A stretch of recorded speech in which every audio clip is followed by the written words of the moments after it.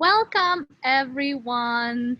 I am super excited for our last live speaker and coming on here and join us on this Spiritpreneurship Summit and closing in some inspiring story of her life.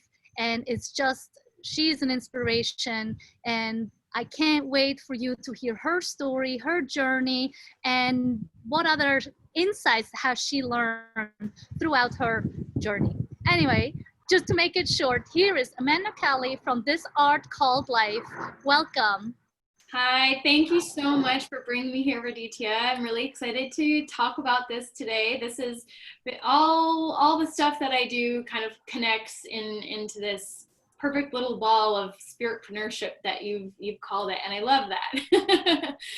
I'm all about the holistic wellness, the mindset, the yoga, and really coming back to your own personal truth, standing in your power, and basically awakening into your own spiritual nature, and bringing that all together to transform your life. So taking your power back is very much aligned with all of these aspects of it, but when you bring it together and when you connect with that inner power and that divine within and above and without and all of it's all connected, right? Then things really start to shift and your life really will transform. So I am very excited to speak about that because this has been a journey for me, coming to this place where I've I don't want to say figured it out because it's not really, I don't want to be so mental about it because it's really actually about coming back from the mind down into the heart and living from a very heart-centered place in my perspective. And I was always very, very mind focused, and I love mindset, and the brain is extremely powerful.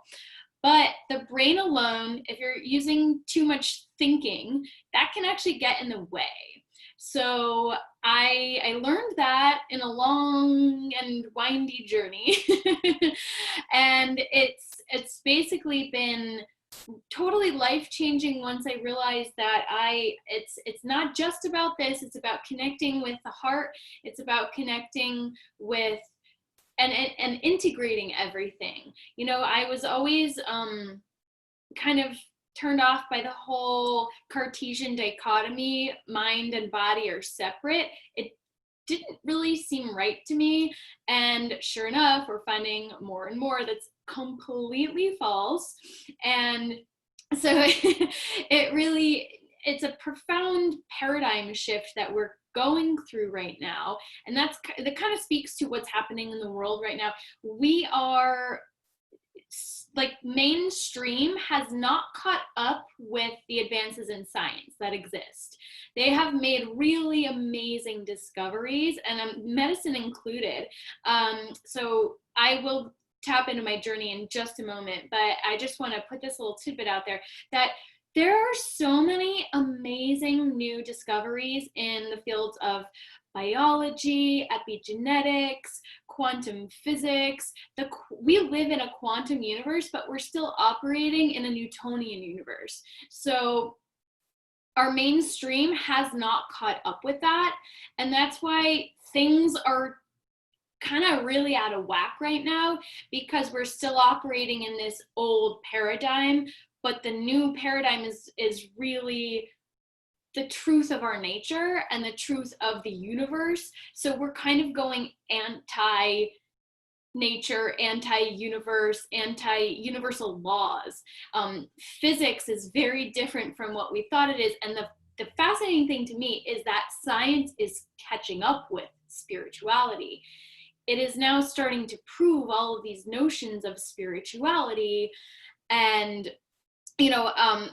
everything is connected, energies, frequencies, just to spout out a couple baseline issues. It's very complex, and I'm not claiming to be an expert, but I just find it very fascinating because it does really start to integrate everything. And we've been in this modality of separation, and the separation is what's causing issues in our own individual selves, but also at the level of society. So I just think that we all are in a the globe right now is in this massive shift, this massive transformation.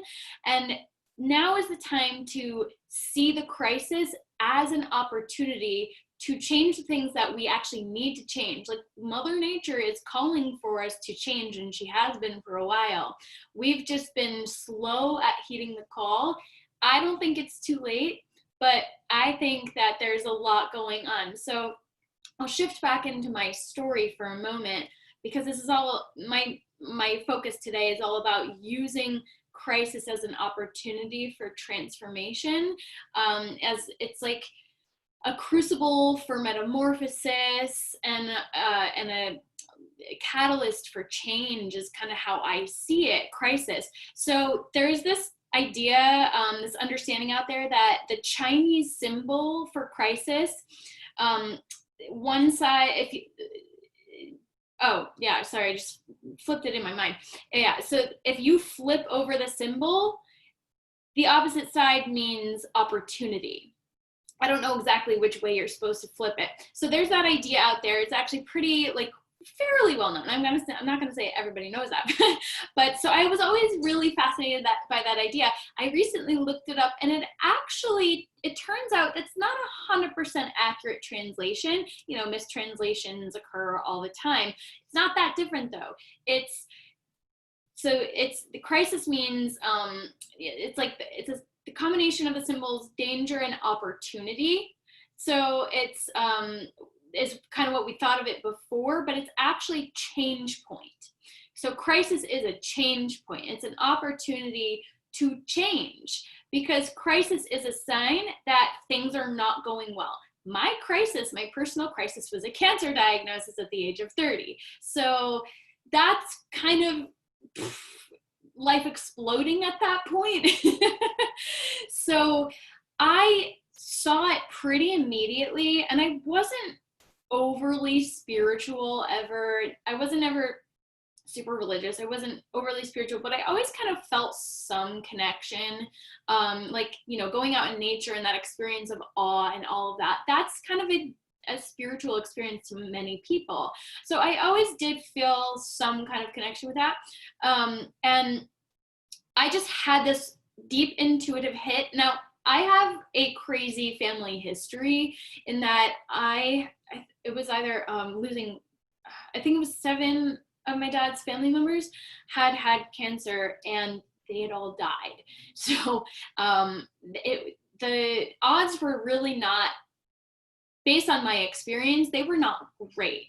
So I walked into this like, oh my gosh. And actually we were on my way to my uncle's funeral when I got the preliminary results from the first CT scan that I had this giant growth inside my chest, and a potential diagnosis was lymphoma. There was a potential that it was benign, but basically at that point I was like, well, I can't mess around with this. I can't take the risk. I'm going to treat it like it's cancer until we know for sure. And so I did all the things I could. From that point forward, I started researching. I started going down all the rabbit holes into alternative healing. Basically, what can I do now before I even can go in there and get treated, because I'm not okay with this. I'm 0% okay. And also, what can I do to support my system to get myself through treatment? Because it was the treatment that really weakened my dad's family so much. We could see like the rapid decline from the treatment itself. So I and my sister also was getting married 6 months from then, and I was her maid of honor. I was like, this cannot happen to my family. So I basically was like, okay, what can I do? And then not that far in, I just had this kind of intuitive hit that this wasn't the end for me by any stretch. I was having a quarter life crisis was the phrase that came to mind.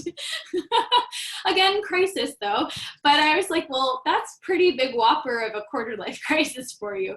However, I was like, well, great. That means I'm living to what, about 120? Perfect. Like, I was like, so I've got lots of life to live. I just have to get through this blip. And what I did was like, I started to perceive it as it just, again, it kind of came to me. I didn't like think about, okay, how can I like shift my mindset about this? it just kind of came to me that this was a wake-up call, like a slap in the face kind of wake-up call, kick in the butt at the same time, because I was actually very unhappy in my current life. Basically, like my job, I really hated. It was really draining me.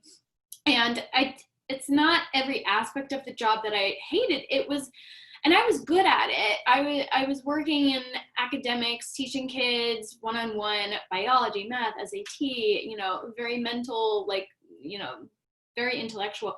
But, and I really enjoyed the one-on-one working with them, but it was not filling me up. It was not, and I realized that's not my purpose here. That's not what I'm meant to do in this life. It's a good thing. It's a great thing to help people in a certain specific way, but I was still operating in a system that really I didn't agree with and I didn't think was working very well. So, and I was trying to do what I could to help, because a lot of kids came in with test anxiety. So I had done a whole lot of research on anxiety and mindset and positive psychology. So I was integrating, I met you doing one of my yoga teacher trainings. So I was integrating a lot of the deep breathing and those kind of yoga mindset and breathing practices with my students. I developed trainings for the company to help all of their tutors work with their students on test anxiety and all of the performance anxiety that was coming up. And I was starting to use a lot of those things for myself when I went through diagnosis. Like I had a lot of the tools to help me get through it already. So in that way, it was like a good practical opportunity for me to apply all of the knowledge that I gained. And I prove that it works. I don't know. That's not really where I was going with that. Prove isn't the right word, but it was a really interesting experience for me. In hindsight, it was an interesting experience because I was using so many of those tools that I knew of, but wasn't using so much in my own life. I wasn't regularly meditating. I wasn't regularly doing deep breathing practices. I did hot power yoga when I could, but I really wasn't practicing as much as I wanted to. The logistics of my life just were not serving me. And there were a lot of other factors. But I was just in a place where I felt very stuck. And I think that's a place where a lot of people feel they are right now, is stuck. So we're dealing with this crisis that feels very external to us, but it's also forcing us to feel very stuck because we feel powerless, we feel out of control. And that's what a cancer diagnosis can do to people. So I am also almost seeing this whole global situation as a cancer diagnosis for society, for the world, because a lot of the things that we're being forced to grapple with right now are the same things that cancer patients individually have to grapple with. So I feel like going through that experience, I got this whole weird pandemic thing. I'm like, this is nothing. Whatever your views are on the pandemic situation, the world is changing, and there's no doubt about that. And I don't think it's ever going back to how it was before. So I basically did everything I could to empower myself to get through treatment, to get through this whole cancer craziness, feeling as empowered as possible. And that's one of the main things that we can all do, is to find some sense of agency over our life, find some sense of control. And I don't really like the word control, and that's why agency is better. It's this idea of you do have the power to affect your circumstances. And once you come to that shift, that change point, going back to the beginning of the whole crisis symbol thing, it's a change point for us to realize we are actually truly the directors of our destiny. We just have been conditioned to believe that life happens to us. Most of us, not everybody, but most of us in society have been conditioned to not feel like they have a sense of control, and that life happens to us and then we just react to those circumstances. And it's not at a conscious level. We don't realize this, but at the end of the day, this is how most people operate in the world. We react to our circumstances rather than taking responsibility for how we can respond to what life gives us. I'm not saying we can control everything about our external reality. Obviously, we cannot. We can choose how we respond to those circumstances. How we show up is a choice. How we move forward or not move forward is a choice. And there are a lot of simple practical things I did. Simple doesn't mean easy. I mean, I'll just throw that out there. But they're not crazy, like, what's the word? There's nothing game changing about what I did for the most part. I changed my diet. I started meditating. Like, these are all things that most people are aware of that help improve health, that help improve overall well-being. And I just basically started doing all the things all together, and I started figuring out what works for me. And of course, it's been a roller coaster of a journey, but the point that we really need to consider here is that you cannot pretend that everything is okay when it's really not, especially when you get to the emotional level. So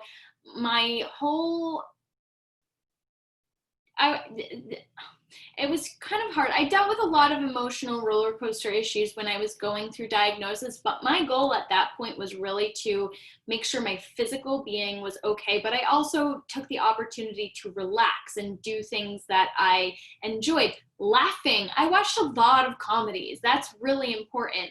It's not necessarily escapism and distraction if it helps elevate your mood. It is escapism and distraction to a degree, but not to the point where it's toxic. When you're doing that to support your own energy, laughing, it's impossible to be angry and laugh at the same time. It's impossible to be laughing and depressed at the same time.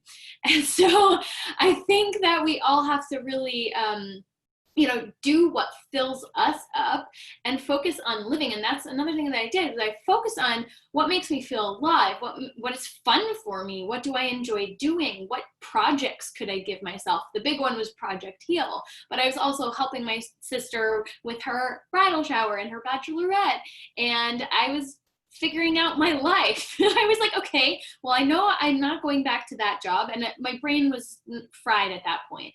There was no way I could go back to that job. The logistics of it also wouldn't have served me when I was in the physical recovery either. So I was like, okay, what is next? So I was focusing on my future. So future orientation, what do you want to create? What will serve you? And the more you fill your own cup, the more you're going to be able to serve others. You can't pour from an empty cup is a cliche. However, it is so true. It's the truest of cliches ever, I personally think. Cliches exist for a reason. So it was really focused on what will fill my cup and what can I do to do that. So it's been a journey, but going back, I just went on a little bit of a tangent there, going back to what I was starting to say about the emotional stuff and the bypassing. Part of this journey is the really difficult, probably the hardest work that we can do in our lives is to face our own inner darkness, to face those shadows, and to allow ourselves to experience those emotions that scare us. And that's been a huge part of my journey since I finished treatment. Like, it's been 4 years now, and a huge part of my journey has been doing that really deep inner shadow work, as they call it in the spiritual communities. So it's bringing light into the shadows actually diffuses them. So looking at those emotions like anger, resentment, shame is a huge one. Even layers of guilt, but shame is worse, because guilt is like, oh, I shouldn't have done that. Shame is, I'm bad, I'm fundamentally wrong. And that is a deep-seated, difficult belief to change. And it's getting into the layers of beliefs about your identity and who you are. So it's an opportunity to take a step back and really question everything about your life. And that is scary. Change is scary to most people, which is why this is the most difficult work in the world. This is the most difficult work you can ever do in your life. And it's more and more necessary for more and more people to be doing that work, especially in this time of transition that we're facing, because that's the direction the world is facing, is for people to elevate their consciousness. And in order to do that, it requires people to face those shadows, which is really terrifying. Again, really terrifying. Most people just want to numb. Most people just want to turn that off and just move forward and repress it. It's about emotional repression and suppression. And that's actually extremely dangerous physically, because what we don't release gets stuck, and that stuckness creates a dense energy that can cause dis-ease in the mind. For, here's a good way to put it: dis-ease in the mind, dis-ease causes disease in the body. So I have like a history of trauma and multiple traumas in my past, like a car accident, flipping over and stuff like that. And I very, very deeply believe that trauma is linked to cancer.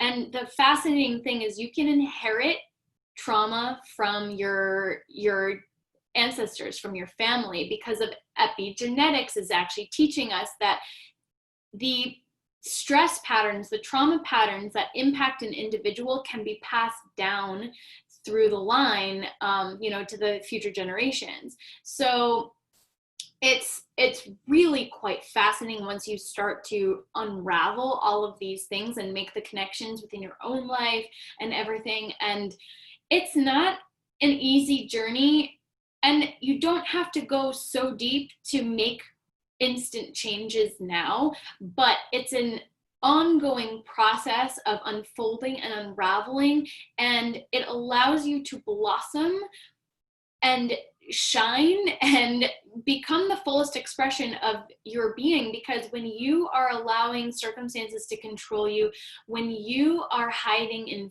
fear and doubt and uncertainty, you are not fully living, you are not fully expressing yourself. And it's really quite sad if you get to the end of your life and you realize, I didn't live the life that I was meant to. And people find fulfillment on a lot of levels. It doesn't have to be grandiose things. It could just simply be showing up and loving the people in your life fully. It doesn't have to mean starting some epic business or creating like $1 million a year kind of business or anything like that, writing these amazing books. And yes, I have my own goals to those tunes, but at the end of the day, it's not that you have to create a nonprofit and save the world. People often give themselves, like, they start to feel bad if they're not doing something wildly, quote unquote, successful. Success is very subjective. So again, success might be simply becoming more spiritual and in tune with nature. Success might be becoming a master gardener or something like that. So it's not that these things have to be profound, but what is it that fills you up? What is it that will feel like you're living out your purpose and your passion? Go out and do that, because then you're going to show up better in life for everybody around you. And then basically all of society will be more perfectly in harmony. And perfectly, I don't mean it like in the sense of perfect that we typically use, because perfection is actually, it can lead to paralysis. I'm a Virgo, so I know a lot about that. Yeah, so it's an ongoing process of unfolding and excavating. It's really like going deep into these layers of our belief systems and how we were living our life, it wasn't serving, your life wasn't serving you if you were diagnosed with cancer. I can guarantee you that. Something was off. For me, that was very much the case, is I wasn't living in alignment with my desires, with my purpose, with my passion. Alignment is a really big word in the whole spiritual community, but it's basically, are you doing what you love? Are you doing what fills you up?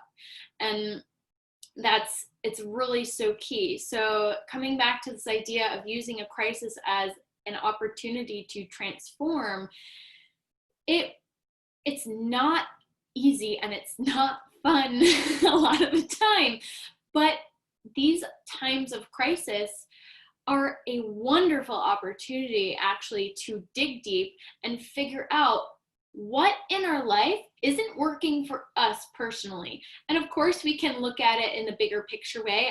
I'm very much a big picture thinker. So I'm always seeing the connections between us and society and how it all comes together in the end. But you got to start with yourself. If you want to change the world, you really have to start with yourself. That is also the truest thing in the world. You fill your own cup first, but change starts within.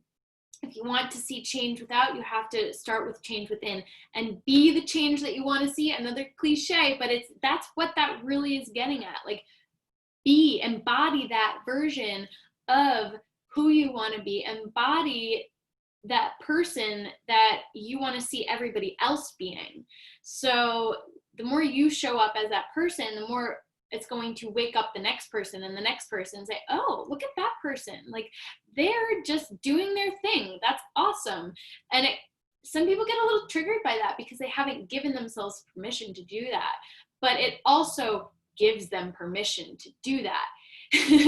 So it depends on where somebody is, where their mindset is. Are you going to get triggered by that, or are you going to get curious about that? If you're triggered, say, awesome.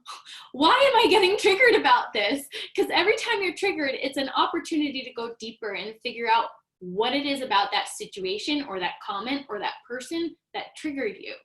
And then you can start to learn more about yourself, the way you're showing up, and say, I don't think I've been doing that quite right. Or, oh my gosh, I never realized that connection between that and that thing in my childhood that was totally distressing. And it's really fascinating because the body contains all of this stuff. So we talk a lot about the fight, flight, or freeze response. And well, the fight or flight response, and my point was actually to add in the freeze response. Not everybody is aware of the freeze response, but that's actually the trauma response that a lot of people have, and that's how things get stuck because we don't know how to then release it. A lot of people who are traumatized, and this can be any form of trauma, and trauma can be little traumas like verbal comments, emotional, feeling neglected, even if you weren't actually, but that's how you felt as a child. Like, and I'm just using just random examples, not necessarily like specific ones from my life, but like, trauma isn't necessarily these huge things. Trauma can be a buildup of chronic emotional neglect that, a parent's not necessarily purposely doing, but they're showing up the best they can, but the best they can show up is based on their parents. And so it goes back, and then if their parents didn't really know how to be emotionally supportive for a child, then they really don't either, and then so they're just passing that down. And so people in this generation and at this time in human history are really starting to wake up. This is really new, a newer thing. Some of it is going back over the century, and of course there have been enlightened beings like Jesus, enlightened being, Buddha, enlightened being, and they're all actually preaching the same thing. But so again, going back into spirituality, love thy neighbor as thyself actually means that you have to start loving yourself first. And then once you love yourself, it's easy to give that unconditional love to other people. Well, easy, but like, you know, it's a process.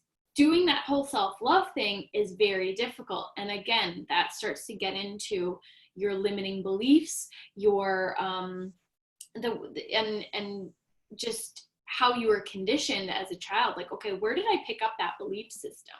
And it's from society, it's from family, and so many of them have been broken. And it's a cultural thing, it's a societal level thing. It's not just an individual. It is to a degree individual families, but like, okay, where did those particular belief systems come from? So it's really fascinating once you start to dig down and really start to fit the pieces of the puzzle pieces of your life together. And all of a sudden the big picture is becoming more and more clear. And at that point, then you can start to say, okay, what do I want to change? And then you can start to go out and change those things by changing your beliefs, changing the way you see yourself in the world. You know, like I am, the affirmations, like I am powerful, I am worthy, I am loving, I don't know, whatever it is, I am successful, I am wealthy. You know, a lot of people talk about manifesting money and stuff like that. Well, health, wealth, love, it's actually all the same thing, but it's what area of your life are you not happy in? And a lot of people, it's all the areas, but there's different degrees of it. So, but it's often true that the way you show up in one area is the way you're showing up in all the areas or another area. So it's really about integrating and becoming aligned in every area of your life, because you could be really successful in one area, quote unquote successful, but then fail miserably in another area. So for a great example is the successful businessman who has no love in his life, you know? So is that a full life for most people? Probably not. Maybe for some people, they're totally fine with the material success and that's what makes them happy. I would argue for the most part, people need more than that, because we are fundamentally social, relationship-driven creatures. And right now we're experiencing a lot of separation, a lot of isolation. Social distancing is really social isolation. So we have to really take care of ourselves and our energy and do what fills us up and connect as much as we can, even if that means a lot of FaceTime, a lot of Zoom, you know, doing this kind of thing. But there is no replacement for physical in-person connection. So coming together as communities is so important. So we're really kind of facing a strange situation right now. But again, now, while we're still in this weird, we're not sure what's happening, we still have to wear the masks, which are rather dehumanizing. And like, you can't say like, smile at somebody on the street anymore. Like, kind of not nice. And you're like, I don't even know who that person is because you can't see behind the mask. So like, that part kind of stinks.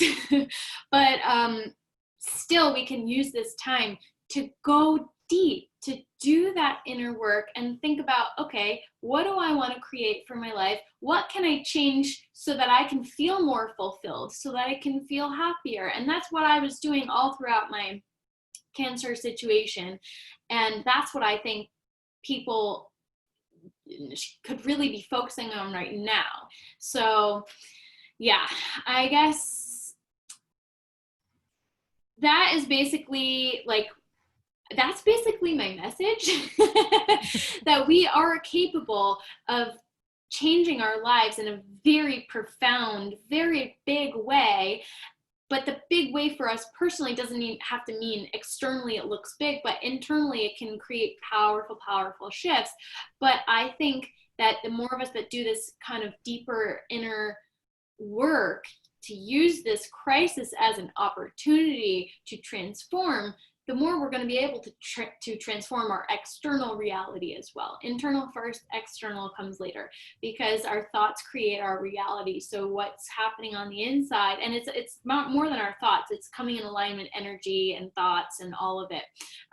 So the more that we align our thoughts with what we want to create, what a beautiful world would look like. Like heaven on earth, let's go ahead and create that. But we all have to come together and do that together. And to do that, we all have to believe that that's possible. So yeah, my message to people on an individual level is figure out what it is that fills you up and go out and create that, or go in rather, and figure out what it will require to create that for yourself. And you don't have to know all the answers. This isn't about creating a step-by-step thing that you're going to follow that, because trust me, life will never work out like that. You just have to, and this is a huge part of it, is trust and surrender. So again, we're going back into the spiritual nature of this whole process, surrendering to the universe and trusting that the universe is giving you exactly what you need. So this is a hard, difficult concept and a very triggering one for a lot of people, to be fair, that to think that the universe only gives you what you can handle, or the universe gives you what you need. If you're facing a shitty circumstance like cancer, you're like, what? Why would the universe give me that? That's not fair. But it may be that wake-up call that somebody needs. Like, is your diet not working for you? Is your lifestyle not working for you? Are you in a job that you hate? Are you in a relationship that's not serving you? Are you not standing up for yourself? Usually it's you're not in a position of power when you face something quite like that. So, and right now, most of us are feeling powerless. So it's this process of transitioning back into a place of power and trusting that everything is happening for you and not to you, which might take a little while to wrap your mind around. But it's actually incredibly empowering and freeing in a way when you realize that this is all for our growth and all for our greater good ultimately. And it's basically the idea of a phoenix rising from the ashes. There's so many symbols that work here, but right now we're kind of seeing things crumble and fall and burn to the ground. And I don't think it's necessarily a bad thing, because we can create something more beautiful from it, especially because everything's not working for us. And a very personal level, that's how I felt like it was literally like stripped bare, like I had no hair. And but I'm so much happier in my life now than I was before. And it's an ongoing process. However, I feel much more aligned with my truth and who I want to be and how I want to live and all of that. Like, I live near the beach now. That's a huge improvement for me. Personally, not everybody wants to live by the beach. For me, I love being by the water. The water, like, I feel very strong energetic pull to the water. So, yeah, I think that's basically my message for the day.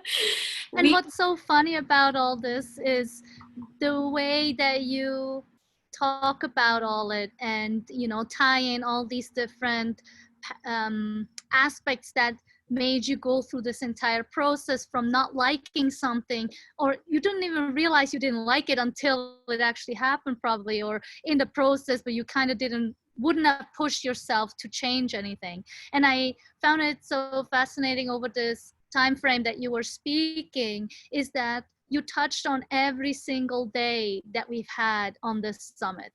On this entire day, on the Spiritpreneurship Summit, is really what we talked about. And you brought up many, many aspects that we talked about on day one, tying it back together. And also, for those who have listened to my introductions this week and followed through the videos and all the other speakers we had, there are so many things that come together as one here in your presentation, because it's really shining a light of, it doesn't matter what obstacles we come across, be it as significant as cancer, or be it as incredible world changing as a pandemic, we all have some way, a way of using these crises as an opportunity of change, or looking within. And for those who have looked within, for you, for instance, this pandemic hasn't been really such a big hassle. So for those who probably would have not had this crisis in any other way, because it's a smooth sailing, right? You just go to work, you do your thing, and yes, you might be not happy, but who cares? This is just how life goes. This is kind of helping us to really change the way we do things and look at things a little clearer. Of course, not all of us are doing this, and there's still a significant percentage, a high percentage that probably won't really go within as deep as we would, but there's still people that might get a little sense of it. And this is what this summit was about, for people to spark this little interest in some place or another. Maybe they have gone through some health issues in the past and they know exactly what you're talking about. For some of us, it might just be this pandemic, which, if we look at it at a bigger scale, is a nice thing if you can share an experience with somebody where you probably had to reach out to a group of people that might gone through the same experience as you at that point. So it's also, we talked about community, how we need a safety system, and yes, family is a great one, and you know, friends and all that, but sometimes we need those people who have the same experience as us to really connect and understand what do we need. And so I think there might be another part of why such things like a pandemic is happening, so that we have something to lean on to and pull each other through. And what you said a couple minutes ago about, you know, like loving yourself first. I mean, this is the motto of the day. This is really how we're closing the summit. And I really loved how you, I mean, this is why you're here. And I really like, I mean, I knew you from 11 years ago. We only touched base again. I mean, we had some contact throughout, but then lost contact for probably the past 6 years or so, and touch base in February, March or something. And having you on here is just to bring it all together and to really show that life is not a one-way street. Yes. And you know, you yourself, you said like, no, superpower, I think this is a good one. And it really is. It is a sign for all of us to open our eyes and ears and know that we have the superpower to come through whatever is thrown at us. But actually, it's not thrown at us, it's from us. Or what, how do you say? You said it so beautifully. Oh gosh, which part? It was happening, life's happening for us, not to us. That yes, one? Exactly. Yes, exactly, that one. And so, yeah, and this is really to bring it together. I know you had many other places, like you brought us through an experience of how we could be if you had a tough time going through this pandemic, with a correlation to your experience with cancer 4 or 5 years ago, right? And so it's and so it's to really have a parallel in what people go through a pandemic. And you even made this example how that is pretty much the same thing what people go through with cancer, what we're going through right now. Maybe you can also showcase a little bit what you mean by that. Well, it's this, when you're diagnosed with cancer, it's this terrifying smack of uncertainty. And I think the uncertainty factor, I meant to bring that up earlier actually, but I just went off on every direction that came to mind as I was talking. So uncertainty is one of the worst things for humans. Humans hate uncertainty, and that is the defining aspect of what we're going through right now, which is why people are really struggling. Mental health issues are through the roof. I mean, people are straight up losing their jobs, and some people are losing their lives, and there's just so much uncertainty because we cannot control a tiny little virus. So it's the lack of control, the lack of certainty that humans really hate. And a cancer diagnosis takes all sense of control out of your hands. It upends your life in every way, shape, and form. You're facing actual death. And humans on the whole are terrified of dying. And again, that's where this whole spiritual aspect can come into play as well. If you face mortality head on, often, and you kind of, it depends on what your faith is, what your beliefs are, but you often find that you're not as scared of death itself. Nobody wants that to happen sooner than it should, of course, but fear of death itself is actually the foundational fear that all other fears are based on, like fear of rejection, fear of my phone is ringing.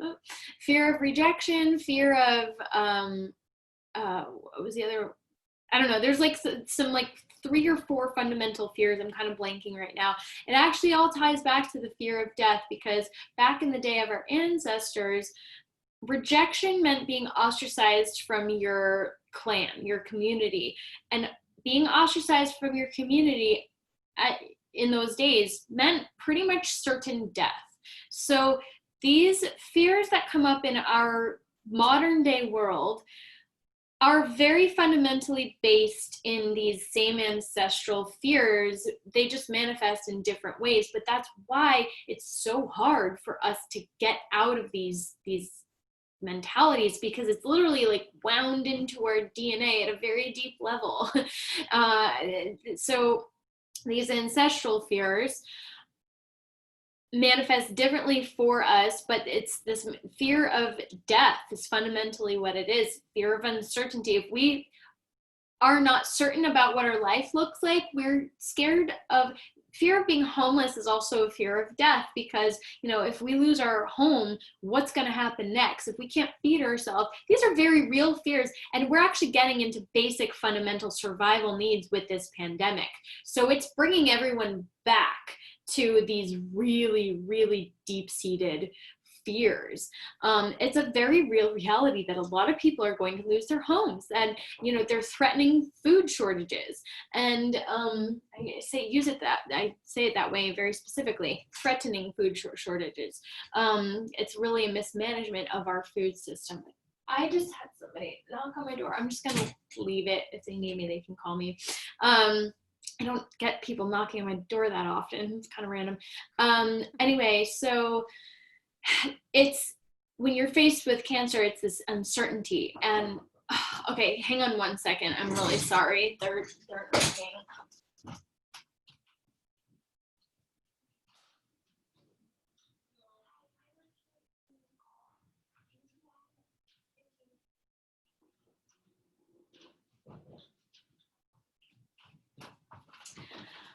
We had our AC vents repaired and the last 2 days, and they left all sorts of weird things on her, like the paint doesn't match. Like, that's not a good job, guys, thanks. Anyway, so he came back. Anyway, so when you're going through that whole process and facing death in a very real way, and when you're going through a cancer diagnosis, it's more legitimately death for everybody. However, like, a pandemic is a threat to death. Like, if you catch the virus, a lot of people, it's this crazy thing that they can't recover from. But like the lungs fill with fluid, and it's very hard to get somebody back from that point, right? So that's what I meant basically, in that it's very similar when you get a cancer diagnosis versus like how everybody is facing this whole pandemic. It's this uncertainty factor over, are we going to survive? And what is going to happen next? And you lose this sense of agency, and so you have to regain it back in some way, shape, or form. You have to decide. It's a decision, it's a choice to stay in that state of powerlessness, of hopelessness, of helplessness, which is very fundamentally linked with depression. So are you going to stay in that state, or are you going to choose different? Are you going to choose that you are a capable, powerful individual who will do anything in their power to change their circumstances, to change their reality? And then fear begins to dissipate. I'm not going to say it's going to disappear, but it begins to dissipate. So I think we're facing a pandemic of fear more than anything else right now. And fear keeps us trapped, keeps us stuck. And it's fear of death ultimately underlying everything else. But it's the fear factor that we really have to examine and excavate. Where did those fears come from? And we're going to go through many layers that will be revelatory for us before we get to this whole fear of death. But so it's like a scaffolded thing. You have specific individual fears that all come down to the same, like fear of not being worthy, fear of rejection, fear of I'm kind of blanking out again still, but yeah, and they're all kind of rooted in this fear of death.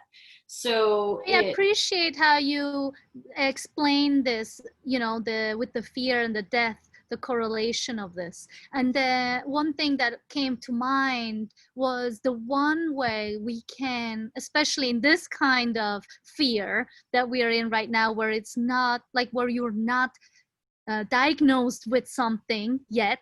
It's just like a pre-diagnosis that you're doing for yourself, like a disservice in that sense, where you're doing a dis-ease to become a disease and all this, what you mentioned, which is wonderful because Leah Picard has actually talked about exactly the same thing.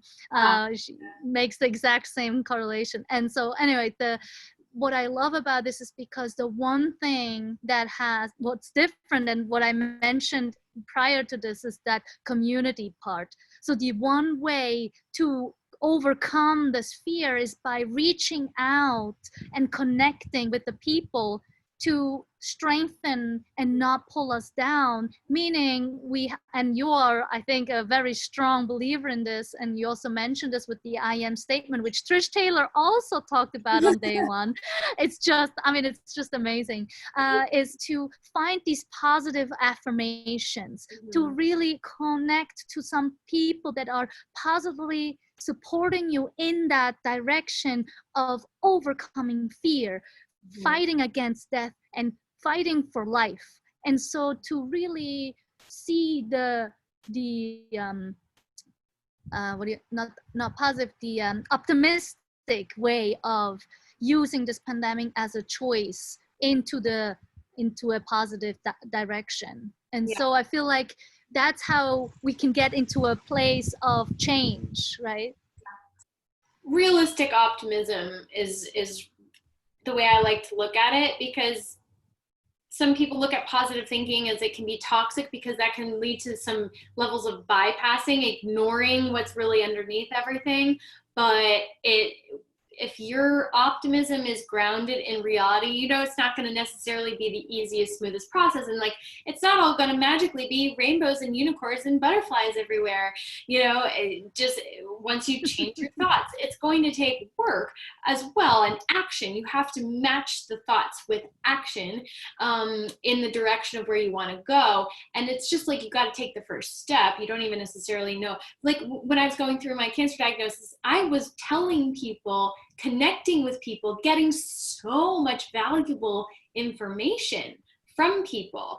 And that, so to speak to your point just now, yes, 100% connecting and creating, like finding your tribe, your community of people who's going to support you. I had a whole network of supporters, and they weren't necessarily physically there all the time, but I knew that I could find what I needed from somebody. And it just, I didn't even go out there with the intention of looking for X, Y, or Z. Things would just come to me, and it turned out to be extremely helpful, useful information. And sometimes it would be the most random person that gave me extremely valuable tips or opinions, or not opinions, or advice or connections. Like I found my oncologist through one of my students' mothers. I had to tell her what was going on with me because I had to stop tutoring. And she turned out to be super amazing about it. Anyway, so isolating is actually one of the worst things we can do when we're facing difficulty, but it is a natural tendency when we are depressed, especially, to isolate. But it's the last thing we should do. And I'm not saying you have to go become an extrovert. That's not at all what this is about. But it's connecting, finding like valuable connections, people who can respond to you with compassion and who understand where you are, because maybe they've been there too, or they're in the same boat now. So that it's really so key, that connection piece. Absolutely. That's great, because I have a workshop coming up, and it's actually focusing on compassion. And like, to me, compassion is the beginning. And so, because unless we have self-compassion, we can actually be compassion with other people, because there's always something in between it. And before, I was slightly distracted before, because before this call, I saw one image on Facebook. So I had to like kind of find it, which I did now. I'm so happy, because it's about fear. And so it says fear has two meanings. One, forget everything and run, or face everything and rise. The choice is yours. Yes. And so, yes, please. Yeah. So this is perfect. I was just going to say, my new course is called Rise with Resilience. How to get through uncertainty. Or like how to go from surviving to thriving in times of uncertainty. Yeah. But rise. So there you go. The rise idea again. Yeah. Yes, face everything and rise. And I know I used in my letters that I sent out, I used onward and upward, because I noticed you say this all the time. And I was just curious, as we're getting to an end, to see what the meaning behind it is. Because I love it, but I have like, what does she mean exactly? And where does it come from? Well, I don't know where it came from. Although funny enough, I think it was my dad who told me that a relative used to sign all their letters onward and upward. Funny enough. So sometimes I say onward and upward. Sometimes I say onward and upward in love and light. It's this idea of continuing to move forward and continuing to progress. And it's not going to necessarily be like, whoop, your life is just going to magically start going in an upward direction and everything's going to be perfect from now on. It's a spiral. It's an upward spiral. So you move forward, you come back, but you're still rising with each turn.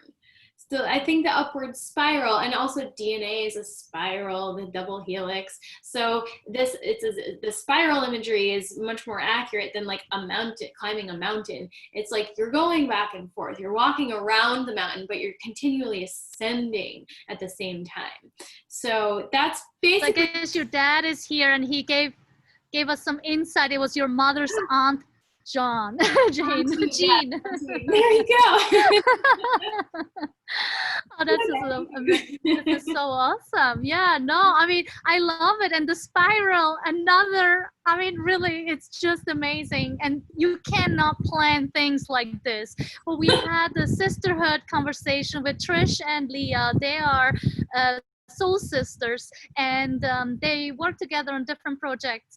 And it was about leading and following. And so you're in the center of it, and it's like this infinite 8 on a slight angle, which is, we were talking about like, oh, you're creating a circle. And then Trish was like, no, I just had this image.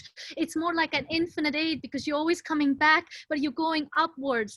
And so it's kind of that spiral with an infinite 8 on it. And you're in the middle, but you're reaching back to pull somebody behind you, and you're reaching forward to reach forward to somebody else. Mm-hmm. And I think this is just amazing. I mean, unless you had something else to add to this, but I feel like your explanation of the spiral, upward and onward, your mother's aunt, Jean.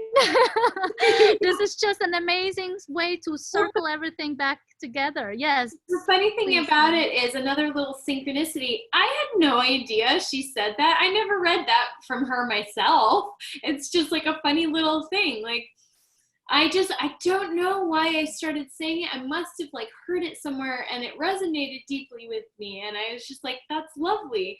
Onward and upward in love and light, onward and upward. It's just this idea of continuing on and continuing to rise up.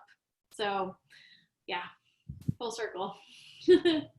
Awesome. So well, I take this, and the synchronicity is definitely what our last speaker, Dedu Schaller, was talking about, and what I believe we have to do more often as an individual, to synchronize our personal life and our professional life, bring it back together into one, and because we're just one being, and there is no two different people on this earth that describes us. We are one entity, and we have to move forward as one. And unfortunately, sometimes that means to go through discomfort and uncomfortable moments and emotions and dig a little bit in our past, but it means to actually open up and be more free at the end of this. Yeah, totally. Absolutely. That's what it's all about, freedom. And really, really it's what humans crave: love, joy, and freedom. Pretty much is what humans crave at the end of the day. What it all boils down to are those three emotions, I think. So, or feelings. Freedom is maybe more of a feeling than an emotion. So yeah, freedom. Absolutely. Freedom from fear, freedom from, anything that's holding us back. That's right. Are there any questions of our wonderful guests that we have here today? I mean, Amanda brought all her people. I mean, no. I can't say all, because there will be many, many more, but definitely a intimate circle with her, which is so exciting for me, because I've never had this many people watching. So I'm very excited about this. Does anybody have a question? Anything they want to share?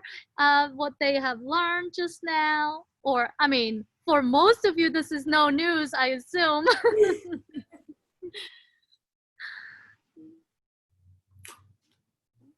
I don't think they're gonna share. Was it worth a try? Well, Amanda, it was a pleasure on my side. I am so happy that you were here, closing our 5 days. I mean, I have a 6th day tomorrow, where I talk about my journey, where I talk a little bit where I came from, how mindfulness plays a role in my life, how entrepreneurship, I would say, but more the summit of Spiritpreneurship has come to life, and what else I have in store in the future. So Amanda, if you're interested in joining me, it's tomorrow at 10 a.m. Eastern time. If anybody else who's watching is interested, that's my last conversation about the summit and what's up to come. And yes, thank you so much. It was a pleasure. I had so much fun, and thank you for sharing. Thank you so much for having me on. This is so fun to chat with you and to be here. So thank you for allowing me to share my journey, my perspective. Yay, awesome. Oh, and since we did yoga, namaste. Yes, namaste. Take care. Bye, everyone. Bye, thanks for coming.